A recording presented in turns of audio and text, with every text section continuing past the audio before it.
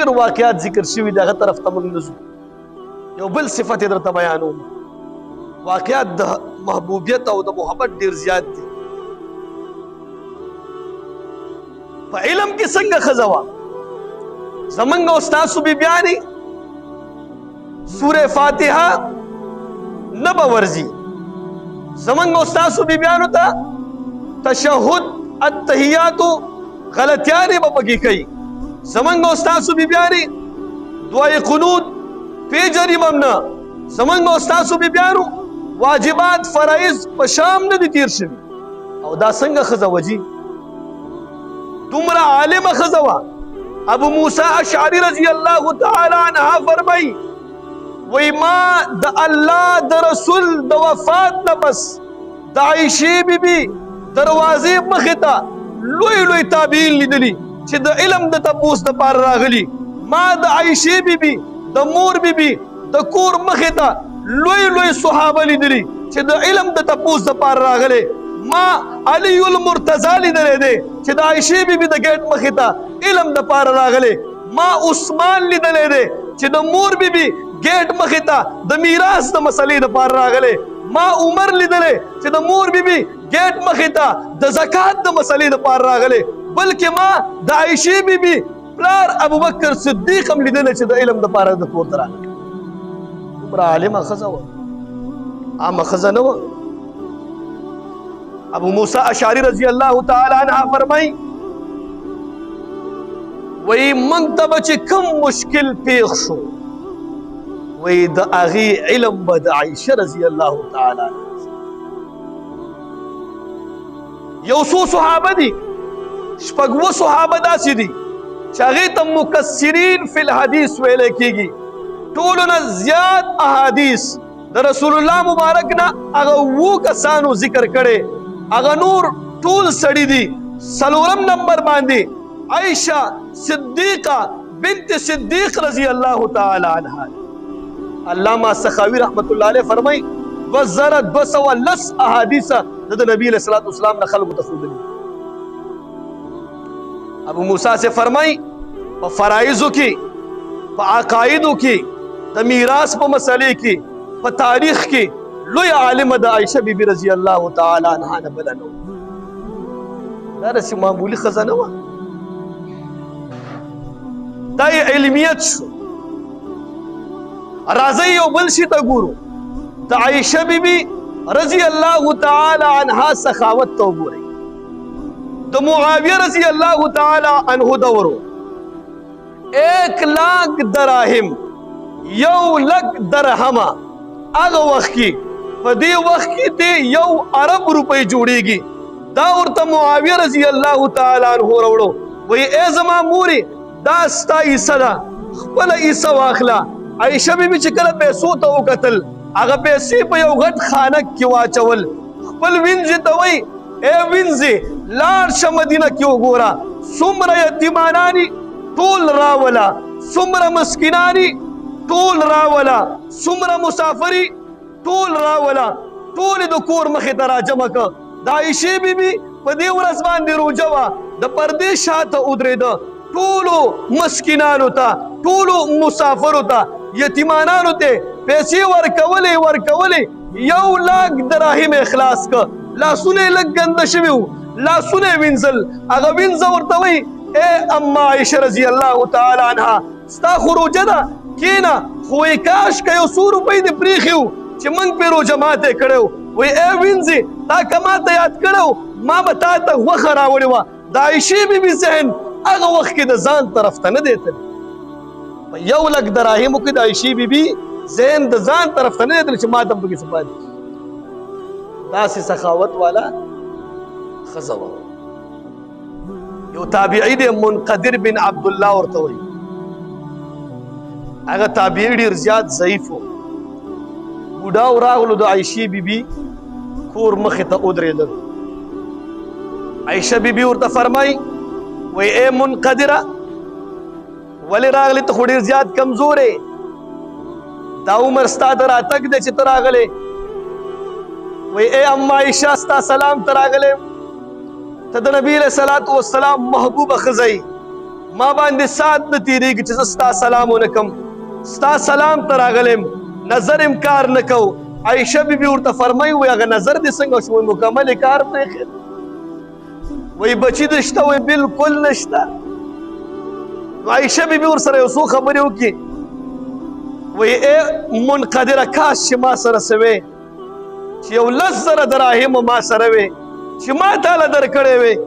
ته دومره زیات غریبي او دومره مشکلات دي، بچي دې هم نشته. منقدر دا تابعي لاړو، دوا سلام وشو.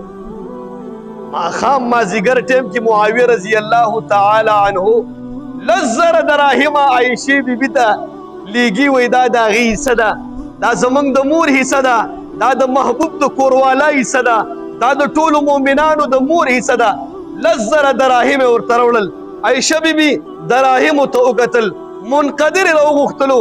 وایي ای منقدره زما په زړه کې یو خبره راغلې وه، که ما سره 10,000 دراهمو ما به تاله درکړي، زما امتحان واخیستلی شو، ما ته 10,000 دراهم راغله. وایي ای منقدره دا واخله دا ستاسې. دومره سخاوت والا ښځه وه. د مدینې ټول یتیمانان به د عایشې بیبي په کور کې ناست، د به ورته تعلیم هم ورکولو، د به ورته لباس هم کولو، د به ورته خوراک هم ورکولو، بیا به ورله چټي ورکړ. ټول یتیمانان تاریخ کتابونه لیکي د مدینې ټول یتیمانان به د په کور کې ناست، او صرف به داسې نه کوو چې سبق به ورته ښوده، دې سره سره به ورته جامه او خوراک هم ورکړ. دومره سخاوت والا ښځه او بهادري څومره وه.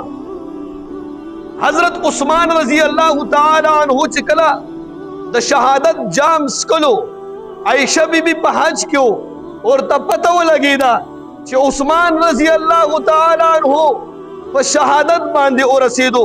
عایشه بیبي د کعبې غلاف نیسي. وایي ای الله هغه پورې به عایشه په کور کې نه کیني، هغه پورې به عایشه په آرام او په سکون سره کور کې نه کینی، تر کومه پورې چې د عثمان رضی الله تعالی عنہ بدلی نه یل.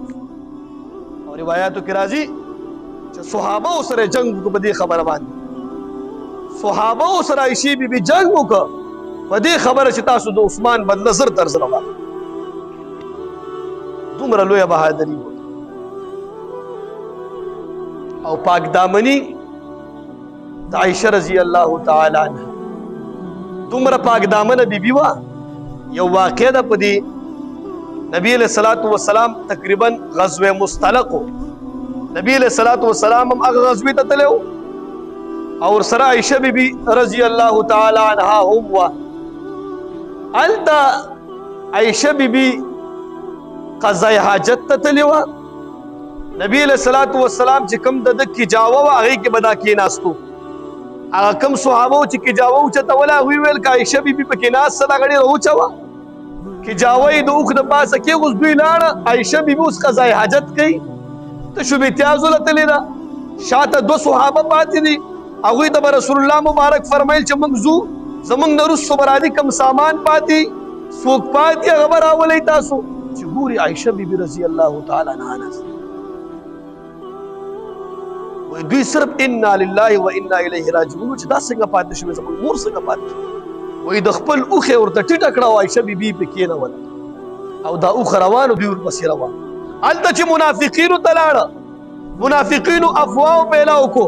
وایي د رسول الله مبارک ښځه نعوذ بالله دا د صحابو سره راغلې ده، دا نعوذ بالله دې کې مسله ده، تانې پې وکړه، خبرې پې وکړه.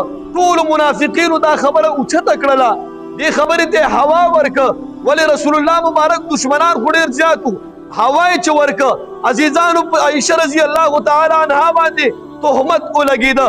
دا یاد ساتئ په دنیا کې چې په کوم ښځې باندې تهمت ولګي، ورور یې را میدان ته شي وایي زما خور صفا ده، مور یې را میدان ته شي وایي زما لور صفا ده، پلار یې را میدان ته شي وایي زما لور صفا ده، خاوند یې را میدان ته شي وایي زما ښځه صفا ده، تره یې راشي وایي دا صفا ده. د عایشه بیبي رضی الله تعالی عنها صفایي ورور ورنکه، پلار ورنکو مور ورنکا خور ورنکا الله 19 آیاتونه راولېږه چې عایشه بیبي پاکه ده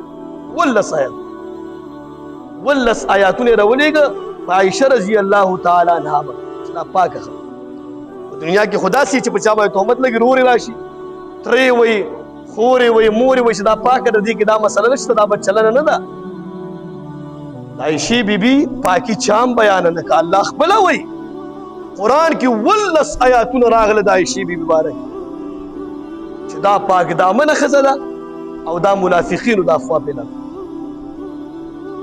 عایشه بیبي فرمایي رضی الله تعالی عنها وایي ما ته یو بل فضیلت هم حاصل دی چې د نبي علیه الصلاة والسلام په خوله کې آخري توکاڼې د مرګ په وخت کې چې مري وفات کېږي آخري توکاڼې دا د عایشې بیبي توکاڼې نبي علیه السلام مسواک وختلو ته د خپل په خوله کې د خپل ضرور مسواک یې خپل خوله کې ووال نرمې کور ته مکمل توکاڼې ورکې مکمل ومږلې او نبي علیه الصلاة والسلام وایي د مرګ په حالت کې د رسول الله مبارک په خوله کې چې کوم وبو هغه هم د عایشې وبو نبی علیہ الصلوۃ والسلام سره تقریبا 9 کال تیر کړي دي او د نبی علیہ الصلوۃ والسلام نه پسې 48 کال تیر کړي دي 56 57 یا 58 هجری کې دا وفات شوی ده تقریبا د معاویه رضی الله تعالی عنه اخیری دور چې عایشه بیبي رضی الله تعالی عنها وفات شوی